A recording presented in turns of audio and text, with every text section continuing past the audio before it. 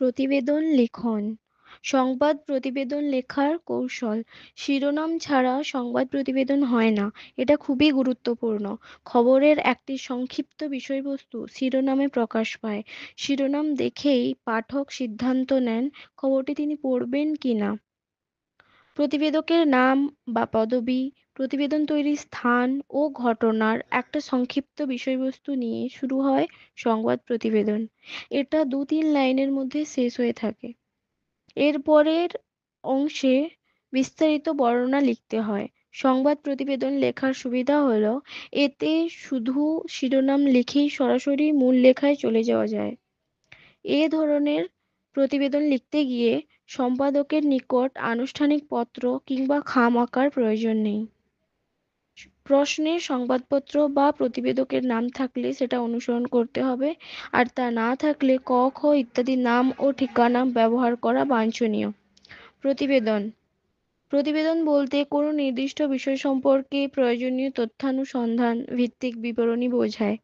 কোনো ঘটনা, তথ্য বা বক্তব্য সম্পর্কে সুচিন্তিত বক্তব্য প্রদানই প্রতিবেদন।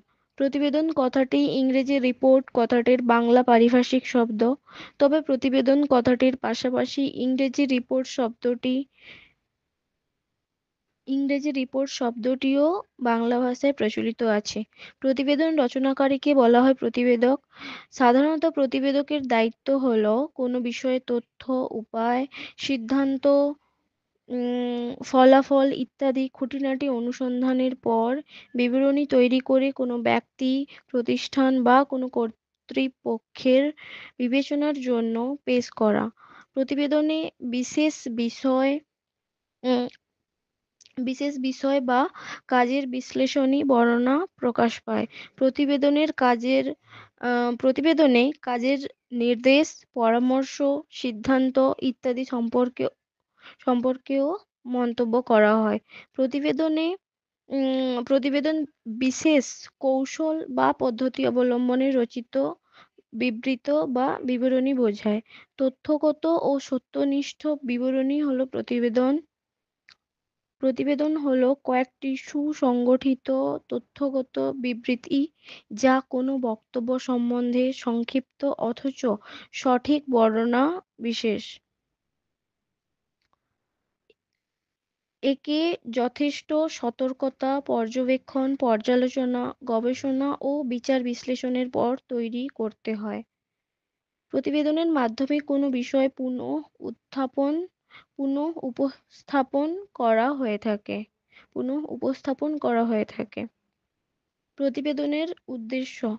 প্রতিবেদনের উদ্দেশ্য হলো উম, নির্দিষ্ট কোনো বিষয়বস্তু সম্পর্কে কর্তৃপক্ষকে সুস্পষ্টভাবে অবহিত করা। এর বক্তব্য হবে নিরপেক্ষতার বৈশিষ্ট্য অনুসারী। এতে জটিল বিষয়ের ব্যাখ্যা থাকবে। প্রতিবেদনে কোনো বিষয় সম্পর্কে মতামত প্রকাশ করা হয়। প্রতিবেদন কাজের সমন্বয় সাধন ও সিদ্ধান্ত গ্রহণে সহায়তা করে। প্রতিবেদনের বৈশিষ্ট্য। প্রতিবেদন হতে হবে নির্দিষ্ট কাঠামো সম্বলিত এবং নিয়মানুযায়ী তা রচিত হতে হবে। কোনো নির্দিষ্ট ঘটনা অবলম্বনে তা লিখতে হয় এবং তার বক্তব্য হতে হবে যুক্তিযুক্ত। আম, প্রতিবেদন নিরপেক্ষভাবে রচনা করতে হয় এবং তাতে লেখকের ব্যক্তিগত আবেগের স্থান লাভের কোনো সুযোগ নেই।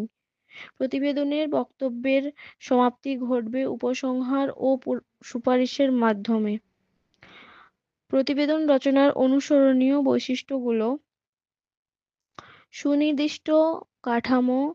কোনো কোনো প্রতিবেদন প্রণয়নকালে একটি নির্দিষ্ট কাঠামো অনুসারে করতে হয়। এতে এতে থাকবে একটি শিরোনাম, আলোচ্য বিষয়ের আহ, সূচিপত্র, বিষয়বস্তু, তথ্যপঞ্জি, তারিখ ইত্যাদি। সঠিক তথ্য। প্রতিবেদন রচিত হবে সঠিক তথ্যের উপর ভিত্তি করে। তথ্যানুসন্ধানই হলো প্রতিবেদনের প্রধান কাজ। সেই জন্য তথ্যের যথার্থতার ওপর বিশেষ গুরুত্ব প্রদান করতে হবে। সম্পূর্ণতা।